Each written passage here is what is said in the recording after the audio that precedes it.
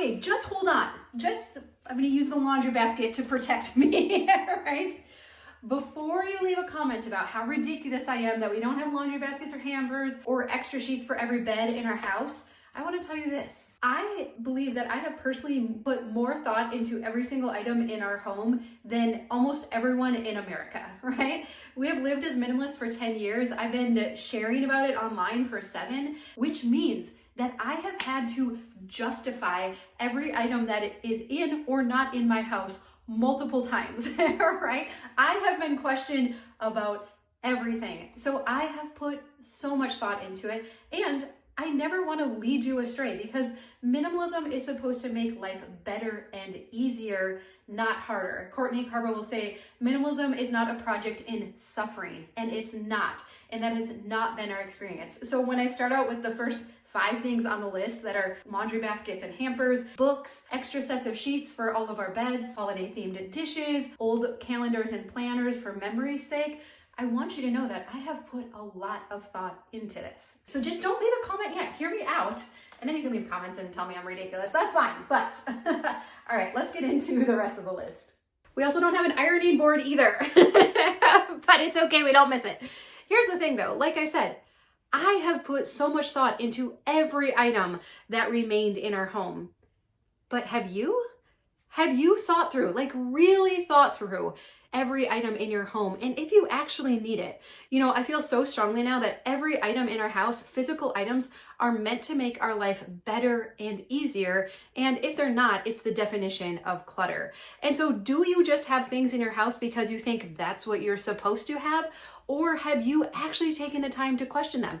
I know, when I mention laundry baskets and hampers and ironing boards, it's just like, what? Why would you not have those things in your house? Well, because when I actually thought about them, laundry baskets were just a procrastination station for folded laundry. We actually could take it from the dryer and just put it away. Hampers, you'd have to go around and gather the hampers to do laundry. Why not just have everyone bring their dirty laundry to the laundry room? Now, we have to tailor this specific to our house and our season, and even as we've moved into my parents' house, I've made some adjustments. But before you tell me that I'm wrong, I want you to think about these things and ask yourself, do I need it? Is it adding value to my life? Or do I only have it because I think that's what I'm supposed to have?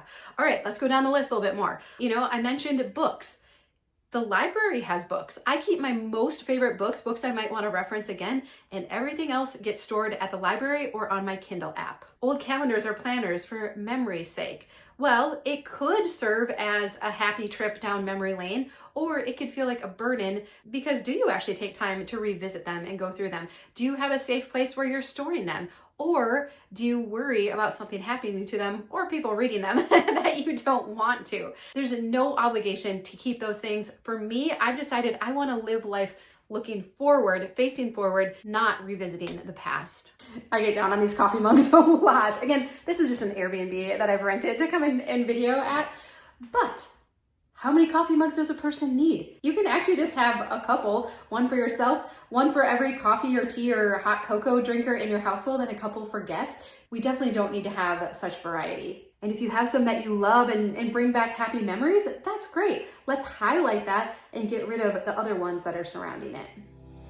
And as I've simplified my home, I've been able to make my health a priority too. And I can almost guarantee that you have a goal to eat healthier and take better care of your body. Me too. And that's why I'm grateful for today's sponsor. Factor delivers fresh, never frozen, dietitian approved meals right to your doorstep. And I've been purchasing Factor meals for myself now for over 6 months because I had to move past good intentions and someday and finally take charge of my health. And now I feel more energetic, my mood is more stable, and I think more clearly too. I really appreciate that in this season, Factor meals eliminate the hassle of prepping, cooking, and cleaning up. Each meal is ready in just 2 minutes, and each week there are over 35 options to choose from, including popular options like Calorie Smart, Keto, Protein Plus, or Vegan and Veggie. And they taste so good too. So my brother and dad have been eating them as well. We usually get the keto plan. Okay, this is one of our current favorites. This is the Indian style butter chicken. It is so good and so flavorful. And if you ever struggle to get all your veggies in, these meals will make it so that you love eating vegetables. And Factor is flexible. I can easily adjust my order size, enjoy with loved ones, or even skip a week when I have a special event. So head to factor75.com or use the link down below and use code 50MinimalMom to get 50% off and free shipping on your first Factor box. That's code 50MinimalMom at factor75.com to get 50% off plus free shipping on your first box. All right, now I have a few more things that might be controversial that minimalists don't have, so let's get back to those. In the kitchen, I also don't have holiday themed serving dishes. I like to have things that are just more general purpose. No single use gadgets. So a lot of times those gadgets, we might get them at a Pampered Chef party or on Amazon. They're more work to clean than they actually are to use. So if you found that you just don't use them, pay attention if they're too much work to clean, or if you haven't taken the time to learn how to use it. Often that is part of the problem as well. I love what the Rambling Redhead on Instagram would say. If she got a new appliance or gadget, she would commit to using it right away and every day for the first 5 days that she had it. So use it or lose it, baby, right? Pull it out, commit to learning it and using it. And if not, you'll have good data to work with to let it go. I also don't have recipe books anymore. I go online to look for recipes, and they were really causing me FOMO, fear of missing out. When I look at them, I felt like I should be trying all the new recipes in here. I am not in a season for trying new recipes right now, right? Oh my goodness. And we also got rid of duplicate kitchen utensils. Again, we think we need multiple spatulas. We went 7 years with one rubber spatula and one pancake flipper. And we cook 3 meals a day. We don't need as many things as we think. In the bathroom, we don't have a collection of hotel shampoos, right? Did you know you don't have to use those up? So know yourself. Are you the type that systematically will use up sample sizes and different things?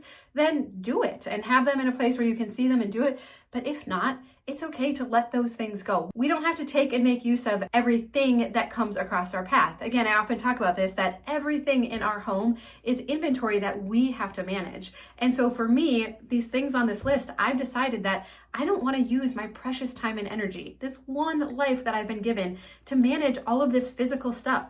It does not add any joy to my life. In fact, as we've stripped away all of the extra possessions, that is where the joy and happiness has come from. We're not meant to manage all of this stuff. So permission to let that stuff go again, if I don't have anything to protect me, we have one bath towel per adult and it works just fine. It works just fine. So you don't have to have extra linens for all the people in your house either.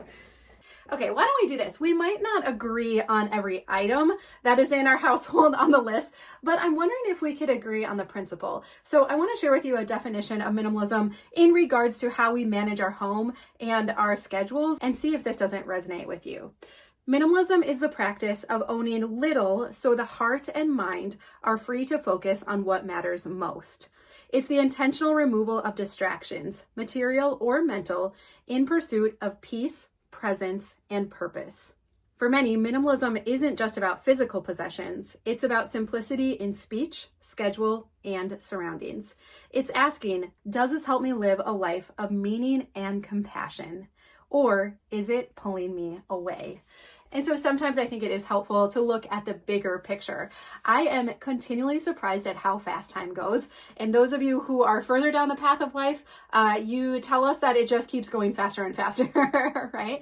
And I think in the past, I didn't see our physical possessions as pulling us away from the things that really mattered most. Again, I just thought these were all the things that you had when you were running a household. And so by strategically removing all of these extra things, I do feel like we are free to focus on what matters most.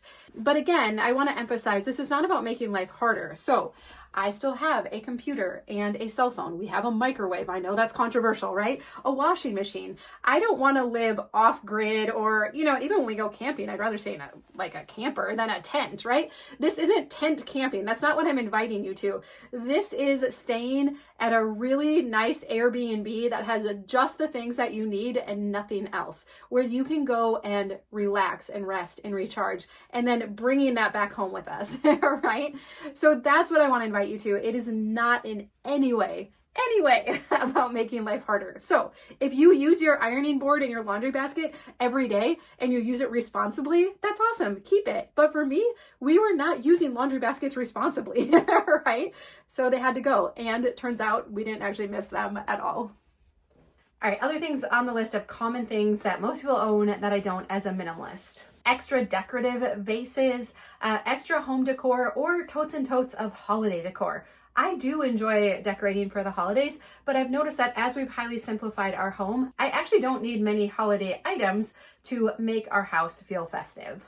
I think this next batch kind of goes together too. I don't have a bunch of someday clothes. I don't have craft supplies from 12 hobbies ago, and I don't have unused wall art or decor in storage. And so I'm very much of the mindset of use it or lose it. Be using these items. Again, physical items are meant to serve us, for us to enjoy. And then if we're not, I don't want to store this stuff. We've talked about the idea of the silent to-do list before. This comes from Fumio Sasaki from the book Goodbye Things. And he talks about how every item in our house is telling us something we need to do. It's adding to our silent to-do list. And so even things that are in storage, like clothes that we don't quite fit into, extra wall art or decor, extra hobby and craft items, it's still inventory that we have to manage. And it is sending us messages like, don't forget about me. Don't let me get wet, or pests get to me, get ruined. Don't forget about me. Well, it'd be nice if you fit into me again someday, right? Are you going to use me? And so they really nag at us. And so as I let go of all of that extra someday inventory, I couldn't believe how much more peace of mind I had and how much better our house felt. Now, it feels weird, right? Because we think, but what if? What if I lose the weight? What if I want to do the hobby again? What if I want to switch out my wall decor? Or what if we move and then we use it? We can't predict the future, but here's what I do know, that when I have crossed those bridges, whether weight changes or home changes, that very seldomly did I actually go back and use the old inventory. Usually if we lose weight or we move into a new home, we actually want to get new stuff for the space, not use the old stuff. And more often than not, it didn't even fit the new space or the new body, right? So we worry that we're being wasteful, but we cannot predict the future, and trying to do so is a fool's errand.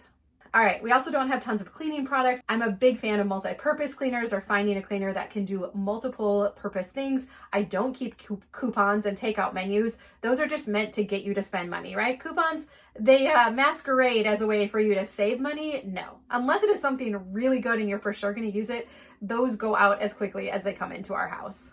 Also, multiple pairs of glasses or sunglasses. I heard it said, I can't remember who said it, but they were talking about how they would get extra pairs of cheaters, right, or glasses, and they leave them in all the places, but then they were never in the places where they wanted them. But when they went down to just one pair that they kept with them all the time, they always knew where they were. And I feel like that about sunglasses. I finally invested in like a nice pair of sunglasses.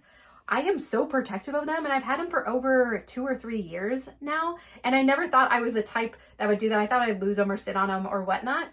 No, turns out I can take care of nice things, right? But when we only have one of something, or when we have a limited wardrobe, we take really good care of it. I think most of us have been so used to living with multiples and extras and duplicates for so long that we've forgotten how good it feels to just have one high quality item that we care for and eventually even use up or wear out. It actually feels good to me now when I wear out my clothes, because that was never happening in the past. And so we think like, oh, well, I'm going to be so disappointed or sad or bummed if I use that up or wear it out or whatnot. But actually the opposite is true. It feels really good to fully use up physical items and not always be buying extras and backups and duplicates. So again, I know at the beginning I was kind of like, don't give me a hard time. I sometimes get frustrated when people imply that I'm ridiculous, or why would you want to live that way, or why would you want to go without, when they haven't actually tried it. I've been a minimalist for 10 years now, which blows my mind. I would never in a million years go back to how we were living before. With all of that worthless stuff, it brought nothing to my life, and it only made me feel worse about myself. When our house was cluttered and messy, I felt so bad about myself. I couldn't stay on top of it. I'm like, I'm such a bad mom. I'm such a bad wife. I'm such a bad housekeeper. And it also zapped all of my creative energy and a lot of days my optimism as well. I'm a pretty glass half full kind of person, but I couldn't believe how many days I was just feeling down about life and my circumstances. And I didn't realize that so much of it was from living in a cluttered environment. Now, is there risk involved if we're going to just start getting rid of these perfectly good things, or extra clothes and extra cleaning supplies and extra linens? Is there potentially a little bit of risk involved? Yeah, there is. But no good things in life come without a little bit of risk and sacrifice. It'll take a little bit of time. You're going to have to be brave and make some hard decisions. But I believe if we stick together, that you're going to be able to get your house decluttered in no time. In fact, I have over 800 videos to help you do so, both with the mindset shifts, why would anyone want to live this way, but also just the step-by-step decluttering tactics as well. And so I'd love it if you subscribe so we can spend more time together. And we also have a playlist of long format decluttering videos too that can be helpful to put on in the background. But let me leave you with this. These are a couple of my favorite decluttering questions. So if you're really serious about getting your house simplified, I use the 1-year rule pretty much to get through the bulk of our clutter. So I would ask myself, have I used this item in the past year, or do I know for sure that I'm going to use it in the coming year? And if the answer was no and no, I was willing to let the item go. And so after I got through all those layers, then I was getting into things that we were occasionally using. And so the next question I used was, but could I live without it?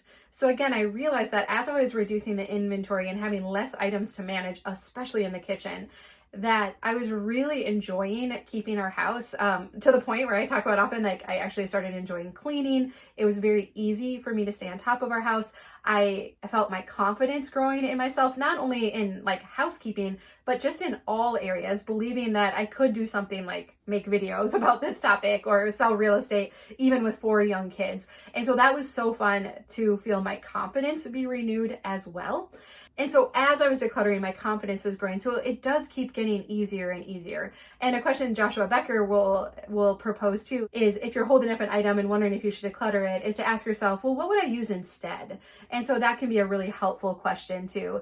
If I didn't have this thing, what would I use instead? And often we do have something very basic that we would use, or something else that we could use in its place, or at a minimum borrow from someone else. And so we're actually very creative beings. We can solve these problems of like, oh shoot, I got rid of that. What would I use instead? We're very creative when we have to be, but most of us have not had to be creative in a very long time because we just go out and buy the thing that we need. And so I feel so confident about this list because we've successfully lived without these things for over 10 years, and I wouldn't want any of them back. And so I just want to encourage you to question them in your own house too. And let's not just have things in our house because that's what our parents had, or that's what we think we should have, or that's what everyone else does. I don't want to live like everyone else right now. I love the way we've been living, and I really couldn't imagine going back. All right, well, I think I've made my case, and you can say whatever you want about these things in the comments. It's fine, I can handle it. But I hope we can spend some more time together. I love you. I hope you have a really good day, and I'll see you again soon.